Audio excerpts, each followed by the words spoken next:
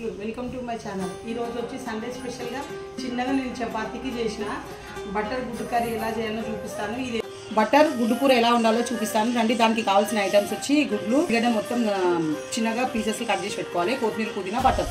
ముందుగా బటర్ వేసుకోవాలి, బటర్ మంచిగా మెల్ట్ అయిన తర్వాత ఆనియన్స్ వేసుకోవాలి। ఎక్కువ కాలితే స్మెల్ అంతా రాదు, కొన్ని నార్మల్గా వేడి కాగానే ఆనియన్స్ వేసేసుకోవాలి। మంచిగా ఎగిన ఇట్లా లైట్ బ్రౌనిష్ కలర్ రావాలి। ఇప్పుడు కొంచెం అల్లం వెల్లుల్లి పేస్ట్ వేసుకోవాలి। అల్లం వెల్లుల్లి పేస్ట్ మంచిగా వేగిన తర్వాత పట్టుకున్నాక మనకు టేస్ట్కి సరిపడే కారం, అంటే కొంత స్పైసీ తింటారు, కొంత నార్మల్గా తింటారు కదా, వాళ్ళ కోసం కారం వేసుకున్నాక ధనియాల పొడి కూడా వేసేసుకోవాలి। మనం కట్ చేసుకున్న కొత్తిమీర పుదీనా వేసేసి మన టేస్ట్కి సరిపడే సాల్ట్ కూడా వేసేసుకోవాలి। మొత్తం మంచిగా కలుపుకొని సిమ్ మీద మంచిగా మగ్గించుకోవాలి। ఉల్లిగడ్డ మంచిగా ఉడికింది చూడండి, బటర్ మొత్తం పైకి తేలింది। ఇప్పుడు మనం గుడ్లు కట్ చేసుకొని అందులో వేసుకోవాలి। అట్లా పగలగొట్టుకున్న తర్వాత మనం ఇంట్లో కొట్టుకున్న గరం మసాలా ఉంటుంది, తీసుకొని మొత్తం ఇలా కలపకుండా నిదానంగా ఒక్కొక్కటి ఈ విధంగా వేసుకొని కూరలు బోర్లు వేసుకోవాలి।